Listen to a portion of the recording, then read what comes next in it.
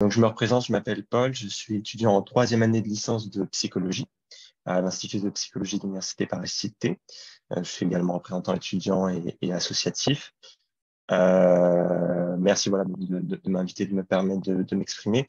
Moi, voilà, je suis là pour vous apporter un point de vue étudiant, d'un étudiant qui a utilisé Flash depuis sa première année de licence, quand on était encore en distanciel, Covid, jusqu'à aujourd'hui et encore aujourd'hui, autant en tant qu'étudiant qui révise, qui utilise l'outil pour réviser, que de profil, on va dire, plus enseignant, à savoir quelqu'un qui crée du contenu et qui va s'en servir soit pour réviser soi-même, soit pour le partager à d'autres étudiants.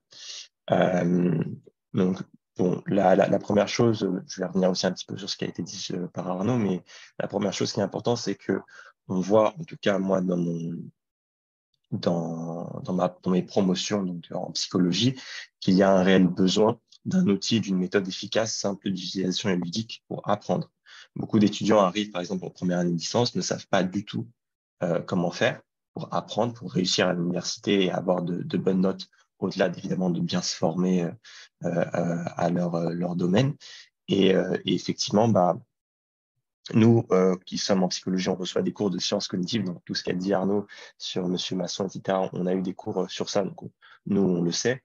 Mais si vous voulez, même nous qui le savons, on a quand même besoin d'outils pour nous aider à réviser et à apprendre. Et Flash est un outil extrêmement intéressant, car il se fonde effectivement sur ses principes scientifiques.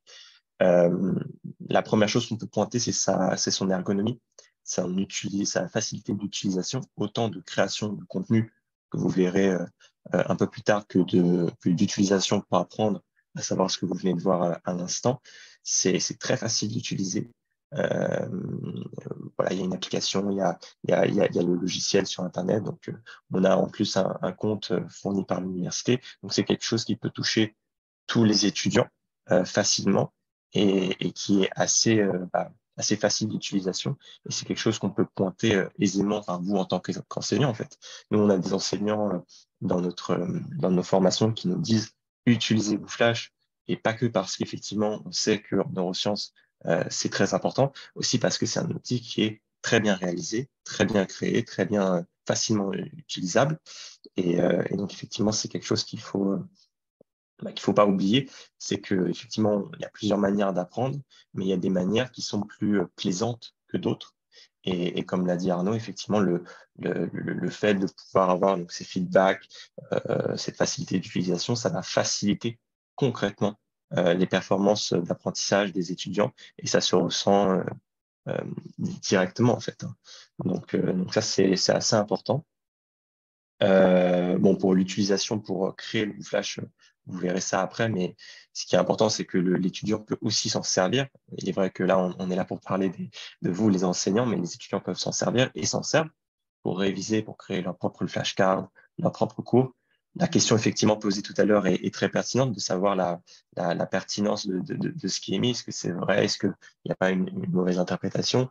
Bon, ça, on pourrait débattre là-dessus, je suis sûr, pendant plusieurs heures, c'est pas le but, mais c'est vrai qu'effectivement, voilà, les étudiants peuvent et utilisent ce logiciel quand ils sont sensibilisés à ce logiciel, et il faut leur dire en fait qu'ils peuvent l'utiliser aussi de leur côté. Donc, ça, c'est une chose, mais ce serait bien aussi que voilà, du coup, les enseignants l'utilisent aussi pour leurs cours. Il y a un large choix de types de questions. Tout à l'heure, voilà, vous avez posé les questions si ça peut s'adapter effectivement aux sciences. Dans le chat, ça parlait aussi d'équations, donc plutôt dans l'aspect mathématique. Nous, on est en psychologie, donc on fait pas beaucoup, on n'utilise pas beaucoup ces types de questions type équation. Mais c'est vrai que le logiciel est assez euh, flexible pour être utilisé par tous de toutes les manières. Et effectivement, il faut l'adapter aux besoins euh, étudiants et aux envies des étudiants. Typiquement, je vous donne un exemple. Moi, le premier Flash que j'ai utilisé massivement, c'était un Flash pour préparer un examen QCM où notre enseignant nous avait dit, voilà, et comme c'est des QCM, et que vous êtes en distanciel, on n'a pas spécialement envie que vous trichiez, on n'a pas spécialement envie que ce soit trop difficile, donc on va vous poser des questions pièges. Et il nous avait donné un exemple et c'était bon, très difficile, très piégeux. Il fallait vraiment bien connaître son cours et inhiber le piège pour pouvoir détecter, enfin, le détecter et l'inhiber pour pouvoir répondre correctement.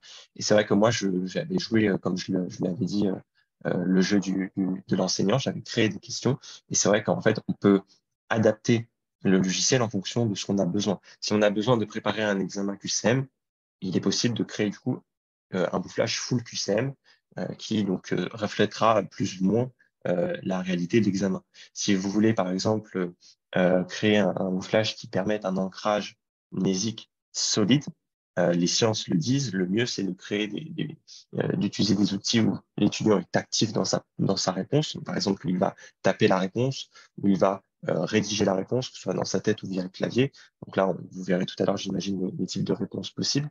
Et donc, en fait, on peut adapter complètement le logiciel. Également, pareil, il y a des types de questions plutôt axées sur les équations, les mathématiques, etc. Donc, en fonction de la connaissance, des compétences évaluées, eh bien, vous pourrez, ou les étudiants pourront, user du logiciel comme ils le souhaiteront et comme ce sera le plus pertinent, en fait. Donc ça, c'est important de le notifier. Également, une chose qui est très forte, je trouve, et pour en avoir discuté avec mes camarades, c'est qu'il y a un réel aspect ludique proche, moi j'aime bien le dire, proche d'un jeu vidéo. Alors, attention, je dis pas qu'il faut prendre les révisions comme un jeu, mais c'est vrai que l'aspect ludique, avec ces idées de barre de progression sur l'essai, sur l'ensemble des essais, le feedback immédiat, le fait voilà qu'on puisse, alors vous verrez sur les types de questions, voilà, par exemple cliquer sur une image pour indiquer par exemple où est, je dis une bêtise, le lobe occipital du cerveau. Voilà, je suis un psychologue, je vais utiliser un exemple de psycho. Alors, on peut faire ça avec donc, des schémas. Il y a plein de choses qu'on peut faire. Et effectivement, il y a de belles innovations qui ont été déjà faites depuis la création de Flash et qui, je suis sûr, seront faites à l'avenir et qui sont très ludiques et qui, si vous voulez, qui envoient aux étudiants une image pas très pénible des révisions. Parfois, ça peut être vécu péniblement de réviser. Bah là, vous avez une manière de réviser qui fonctionne parce qu'elle est effectivement basée sur des principes scientifiques on l'a dit maintes et maintes fois, mais c'est vrai, des principes scientifiques solides et qui, en plus, bah, voilà, sont très ergonomiques, très faciles d'utilisation et, euh, et qui sont effectivement voilà, très pertinentes à utiliser. Euh, Nous, en tant qu'étudiants, on s'en est aussi servi pour bah, collaborer entre nous. C'est-à-dire qu'effectivement, on parlait tout à l'heure de partager les cours, mais on a aussi fait de même pour les flashs. Et c'est ce qui a permis effectivement bah, de réviser ensemble. Alors, évidemment, on essayait de faire comme un peu une méthode scientifique de la peer review. On regardait chacun les questions des autres et on arrivait à éliminer un maximum d'erreurs. Évidemment, on n'est jamais parfait et il y avait toujours ce petit risque-là qui est des erreurs. J'ai également, moi, personnellement, partagé mes flashs à mes enseignants, notamment un en particulier qui est donc mon responsable de terre et qui a pu relire toutes mes questions et qui est donc qui était aussi celui qui faisait l'examen et qui me disait ah, c'est très bien, il y a quelques petites erreurs, mais je les ai corrigées. Donc il y a des pistes d'innovation pédagogique très riches euh, avec ce logiciel qu'il convient de réfléchir. Alors peut-être pas aujourd'hui, vu que là c'est vraiment axé sur le logiciel, mais que vous pouvez réfléchir, vous, en tant qu'enseignant, dans vos équipes pédagogiques, dans vos conseils aussi. Alors, je ne sais pas si vous avez la même chose que chez nous, mais en psycho, on a ce qu'on appelle le conseil pédagogique de licence, où effectivement, voilà, on réfléchit sur l'organisation des cours et sur les innovations aussi. Donc, effectivement, c'est des sujets qu'on aborde très régulièrement. Euh, et effectivement, vous vous retrouvez avec des Moodle.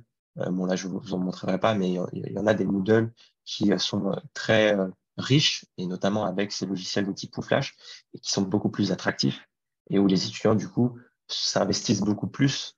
Alors, c'est un bien, on est bien d'accord, hein, le contenu est le même, que ce soit si le Moodle est bien riche ou pas, c'est un biais cognitif, mais ils s'investissent quand même et on remarque des résultats de meilleurs résultats ou en tout cas un épanouissement de l'étudiant sur ce travail du cours qui est accru et qui est significativement accru et qui est très appréciable. Que les résultats suivent ou pas, hein, j'ai envie de dire, mais c'est important de penser également à l'épanouissement des étudiants dans leur révision. Donc, c'est un logiciel qui est excellent. Nous, c'est un de mes enseignants qui nous l'a fait découvrir en première année et ça a été très largement démocratisé chez nous, mais j'imagine que c'est pas le cas dans toutes les UFR, dans toutes les filières, etc., etc. Et ça peut être aussi votre rôle, en fait, de le faire découvrir. Nous, on reçoit des informations, on a énormément, vous le savez, à l'université. Donc, si vous pouvez, voilà, utiliser le Flash après un cours avec quelques petites questions, notamment pour communiquer aux étudiants quelle pourrait être la forme de l'examen, ou alors justement pour les aider à réviser et à se former, eh bien alors, vous pouvez être garanti que les étudiants détourneront entre grosses guillemets le logiciel et l'utiliseront pour eux-mêmes et peut-être aussi en collaboration avec vous. Ce sont des pistes à explorer et, et ça favorisera à coup sûr la réussite, la formation et l'épanouissement de l'étudiant. En plus, je pense aussi de vous faciliter la tâche à un certain niveau.